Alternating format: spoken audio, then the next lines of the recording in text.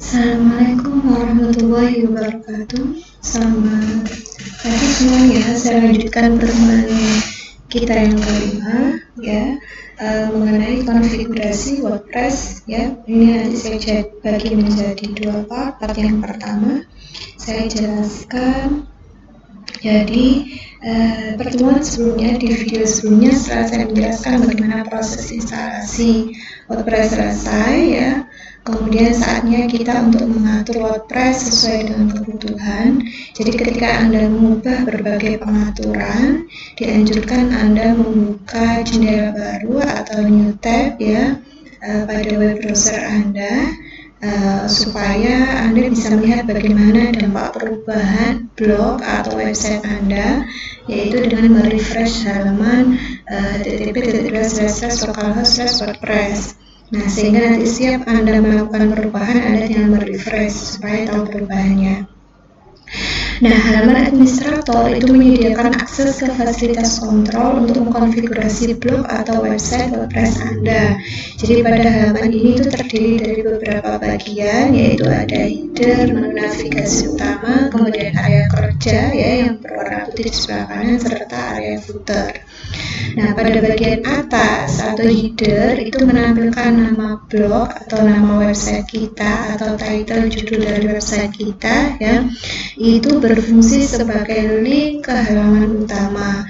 Terdapat favorit menu serta username yang Anda gunakan untuk login ke halaman administrator yang berfungsi sebagai link ke profil Anda. Kemudian logout itu digunakan untuk keluar dari halaman administrator. Jadi terdapat screen option dan help yang dapat diklik untuk menampilkan informasi lebih detail. Kemudian pada bagian sisi kiri menu adalah menu navigasi utama yang berisi fungsi pengaturan yang dapat Anda gunakan nantinya. Jadi dalam setiap menu utama itu terdapat tanda panah, ya, yang berfungsi untuk menampilkan masing-masing submenu yang nanti akan dipilih. Nah, Anda pun dapat menyembunyikan submenu dengan mengklik tanda panah tersebut sekali lagi. Kemudian area besar yang berwarna putih yang di tengah itu merupakan tampilan layar, ya, yang di tengah tampilan layar itu adalah area kerja. Di area inilah informasi khusus yang berhubungan dengan setiap menu navigasi, seperti mau new posting gitu, ya, menambah postingan terbaru, kemudian nanti dikumpulkan di situ. Nah, pada bagian bawah footer itu terdapat link ke situs WordPress.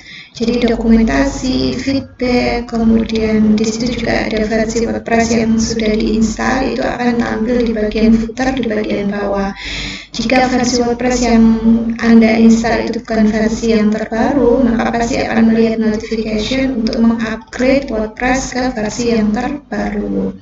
Nah, menu yang nanti ada di sebelah kiri, ya, di navigasi utama itu yang pertama adalah dashboard. Jadi di dashboard ini ada dashboard dan update. Dashboard itu merupakan bagian yang menampilkan informasi terbaru baik di blog atau website Anda maupun mengenai komunitas WordPress pada umumnya. Jadi bagian dashboard ini sering diakses karena merupakan halaman default setelah Anda login. Jadi saat kita setelah login pasti akan defaultnya seperti ini, ya, nanti di layar.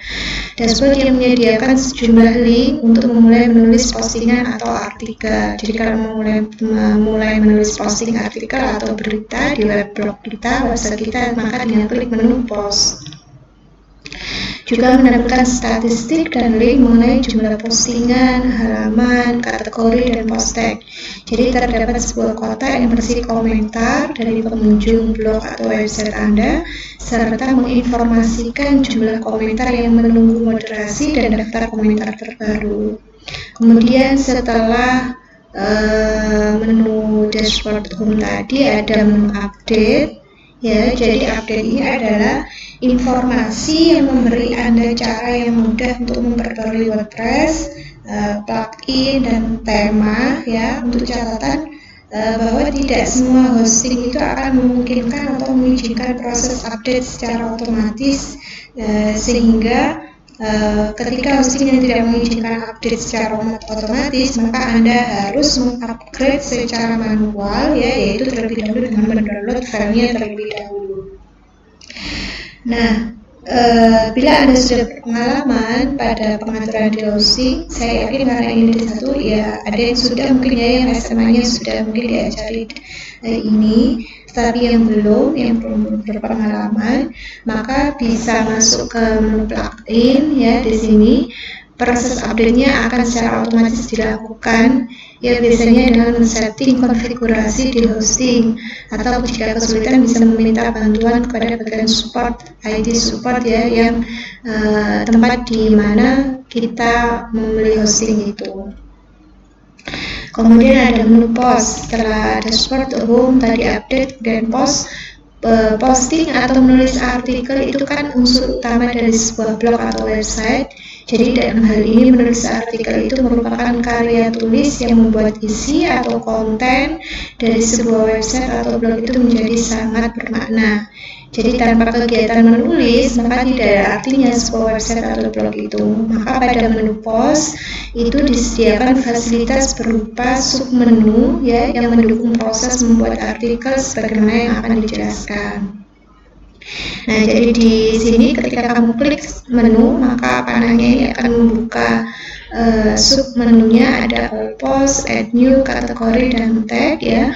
Melalui submenu post ini Anda dapat melihat daftar artikel yang sudah diposting maupun ketika Anda mau mengedit, menghapus atau sekedar melihatnya saja. Jadi di sini kebetulan misalnya ini saya buat baru lagi ya, maka tidak ada postingan sama sekali. Nah, nanti kalau kita sudah melakukan posting beberapa artikel atau berita, maka di sini akan ada banyak artikel dari situ. Kalau kita mau melakukan edit ya tinggal diklik title-nya itu, nanti kita bisa melakukan edit. Atau kalau mau menghapus ya dicentang ya di tombol ininya kita centang di menu, kemudian tinggal dihapus. Nah, dengan menggunakan jika misalnya sudah ada beberapa postingan yang sudah kita tampilkan di web blog kita atau website kita, maka kalau kita mau mencari misalnya artikel yang lama, kita tinggal menggunakan search ini ya, search post. Di sini tombol search post kita masukkan title atau judul dari artikel itu atau beritanya, sehingga itu akan lebih mempermudah kita dalam menemukan postingan kita yang sebelum-sebelumnya lebih cepat. Nah, kalau add new pada bagian yang paling penting dari WordPress yaitu add new, di mana di add new ini Anda dapat menulis artikel baru. Ketika menulis artikel, Anda juga dapat membuat kategori baru, kemudian tag baru dan custom field yang baru. Selain itu, di add new ini sudah disupport ya, sehingga ketika kita mau mengupload dalam bentuk gambar, video, rekaman itu sudah bisa selain misalnya dalam bentuk tulisan. Kemudian kategori, jadi setiap posting atau artikel di WordPress itu berada pada satu atau lebih kategori kan ya, ada beberapa kategori misalnya dari sumber artikel yang mau kita tampilkan di berita web blog atau website kita. Nah, kategori ini bertujuan untuk mengklasifikasikan atau mengkelompokkan postingan kita, artikel yang kita buat, sehingga itu nanti akan mempermudah pengunjung blog atau pengunjung website kita dalam membaca atau melakukan pencarian artikel sesuai dengan kategori. Jadi kalau website kita itu misalnya kalau yaitu anggaplah web blog itu kan website itu istilahnya kalau kita punya semacam kayak buku diary kita gitu, tapi bukan buku diary, kalau buku diary kan privasi. Jadi misalnya saya punya hobi saya adalah misalnya menulis, kemudian memasak, kemudian misalnya fotografi, nah kita bisa menulis beberapa artikel. Nah itu kan masing-masing memiliki kategori yang berbeda, sehingga kita bisa masukkan kategori itu, di mana ketika kita memasukkan kategori itu akan lebih mempermudah pengunjung web blog kita atau website kita dalam melakukan pencarian. Nah, kemudian setiap posting atau artikel di WordPress berada pada satu atau lebih kategori, maka kategori tadi tujuannya adalah mengklasifikasikan dari artikel yang kita buat, yang kita post di web blog atau website kita, sehingga itu akan mempermudah pengunjung web kita untuk melakukan pencarian, melakukan search post sesuai dengan kategori yang ada. Nah, nanti tampilannya seperti ini ya. Jadi ketika kita klik post, tadi ada menu kategori. Nah, ini kita isikan nama kategorinya apa gitu ya. Nanti muncul di sini. Nah, ini deskripsinya tentang apa kategorinya. Kemudian post tag adalah kata kunci pada setiap posting atau artikel seperti kategori. Tag itu menyediakan cara lain untuk membantu pengunjung blog atau website Anda dalam mengakses informasi. Jadi artikel kita misalnya tentang makanan gitu ya, artikel web kita misalnya tentang food, kuliner gitu. Kemudian ada beberapa kategori makanan sehat yang misalnya mengandung apa, nah itu kita bisa kelompokkan berdasarkan kategori makanan, misalnya makanan kudapan, misalnya kalau itu kue basah, kue kering dan lain sebagainya kategorinya. Nah, kemudian untuk mempermudah pencarian itu kita bisa cantumkan frasa atau kata di tag itu tadi ya, untuk lebih mengerucutkan kepada artikel yang dicari oleh pengunjung. Sama seperti di kategori tadi ya, jadi munculnya tag nanti seperti ini kita tuliskan tagnya, description tagnya. Kemudian media itu adalah gambar, video, rekaman, dan file yang dapat diupload digunakan di website atau blog kita. Media itu biasanya diupload dan disisipkan ke dalam konten saat menulis sebuah post atau page. Jadi kalau kita menuliskan artikel, misalnya webnya kita adalah tentang web tentang sport, olahraga gitu ya. Kemudian katakanlah kita mau menulis artikel tentang berita kemenangan tim sepak bola dari Liga Italia, Juventus misalnya, lalu kita mau mensertakan juga video. Nah, itu kita bisa menampilkan di situ. Kemudian ada library, jadi pada halaman library Anda dapat mengedit, menghapus, atau melihat media yang sebelumnya pernah diupload ke blog Anda. Kemudian ada pencarian dan fasilitas, ya di situ bisa mensortir, disediakan untuk menemukan media yang diinginkan di sini. Kemudian ada add new, jadi sama tadi saya bilang add new itu sama ya, fasilitas untuk mengupload, mengunggah media baru atau artikel baru gitu ya. Kemudian digunakan pada posting artikel dan page, sama. Di sini juga disediakan flash uploader ya, atau uploader browser.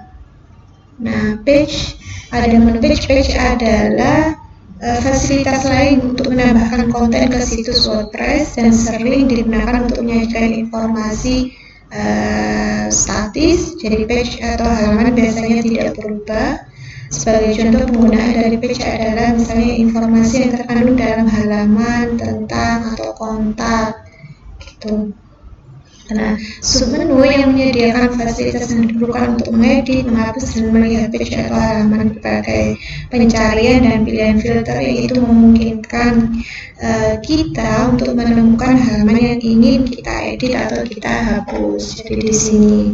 Nah, kalau kita mau melakukan edit atau apa, kita tinggal filter itu tadi ya, dengan mau filternya. Lalu add new page, sama seperti itu tadi kalau kita lihat tampilannya. Nah, jadi di add new page ini Anda dapat membuat halaman baru dengan fasilitas ini.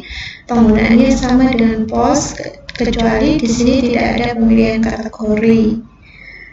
Komen, jadi kalau di website atau blog itu kan ada pengunjung bisa menuliskan komentar gitu ya, komen.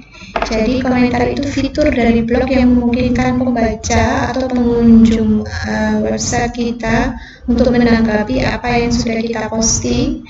Biasanya hanya menyediakan opini atau pendapat pembaca sendiri mengenai isi dari postingan kita. Tetapi pengunjung juga dapat mengadakan diskusi atau hanya komentar ya untuk penulis mengenai postingan yang ditulis. Nah, komentar ini dapat dikelola dan diatur melalui penggunaan filter untuk bahasa dan konten, dan seringkali terdapat biasanya antrian ya untuk disetujui sebelum mereka muncul di blog atau website. Jadi komen ini berguna untuk menangani komentar spam yang ada di web blog atau website kita. Nah, di sini ya, sehingga ini nanti, nah ini contohnya komennya, hey, this is comment gitu. Ini nanti akan disetujui kalau tampil di webblog itu menunggu approval persetujuan dari si adminnya yang punya web. Udah, ini tentang apa, yang part pertama ya, konfigurasi WordPress yang part 1. Nanti saya lanjutkan di video berikutnya konfigurasi WordPress part 2. Di situ setelah saya bahas tentang setelah saya menjelaskan tentang masing-masing model yang ada di WordPress, maka kita bisa mulai menulis, mengubah, membuat desain sesuai dengan kebutuhan kita. Saya akhiri, assalamualaikum warahmatullahi wabarakatuh.